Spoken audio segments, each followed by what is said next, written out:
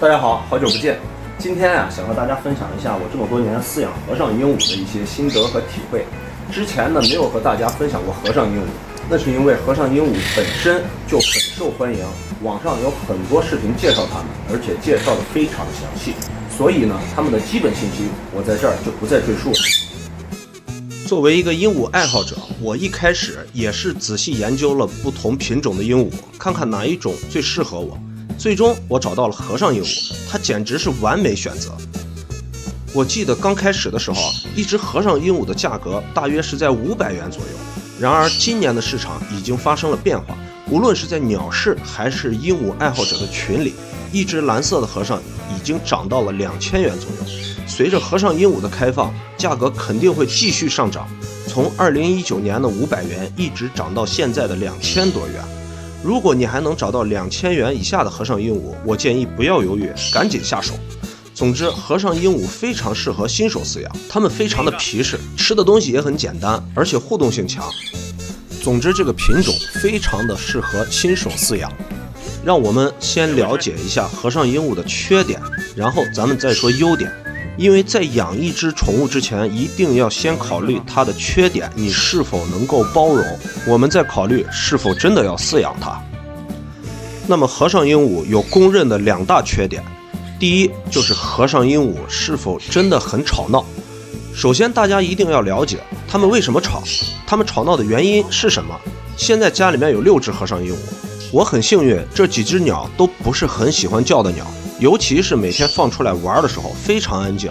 但是有其中的一只放进笼子里的话，它会有些吵闹，那就是这一只母的蓝宝。因为家里面有2只蓝宝，一只公蓝宝和一只母蓝宝，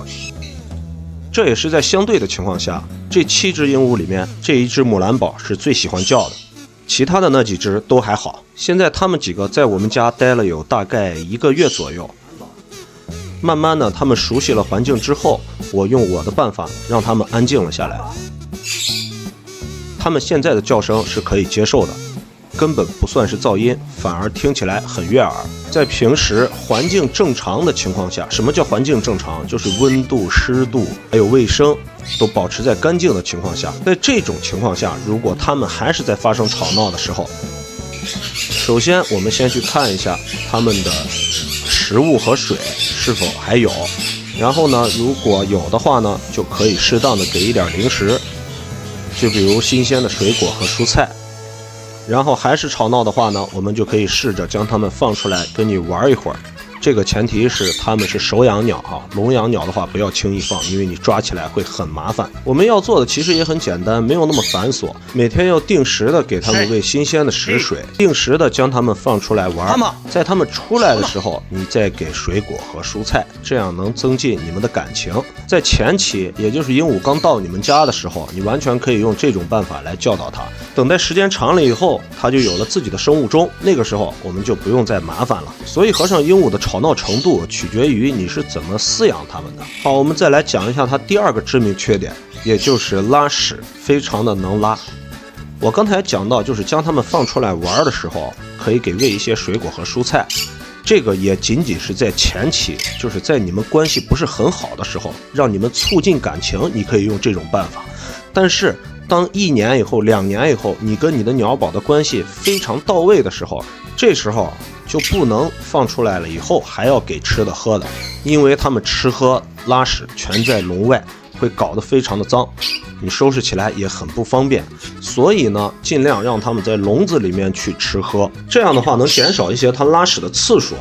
还有就是它们出来呢，你给它们吃的东西一定不要水分那么大，尤其是水果和蔬菜，它们吃完是肯定拉的比较稀，这个时候就算拉到你身上的话，你清理起来也会很麻烦。你看现在家里面这6只，我清理起来有多么的麻烦。因为现在是夏季，必须保持它们的卫生，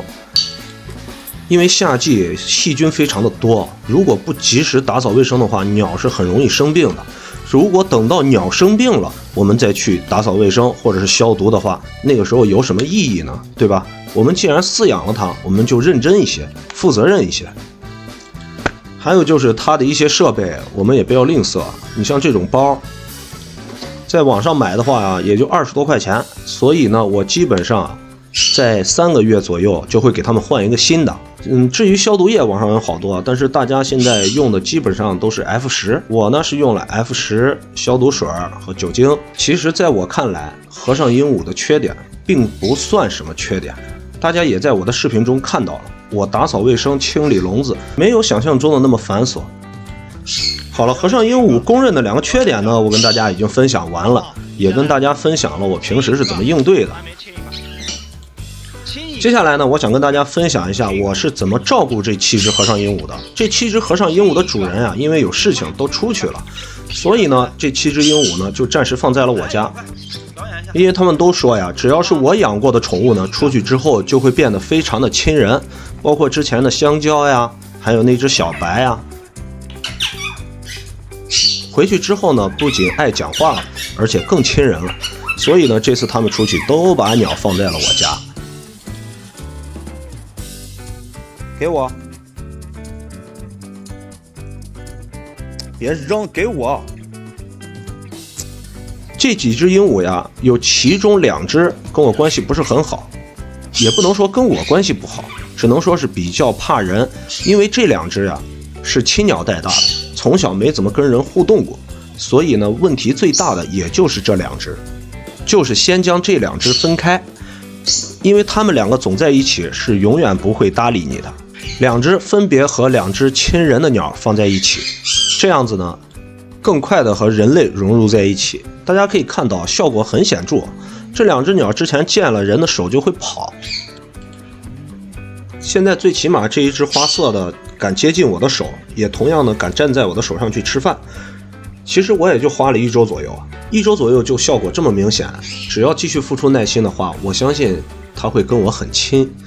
我的目标也是，他们只要放在我家的鸟呢，我会尽量去帮他们调教。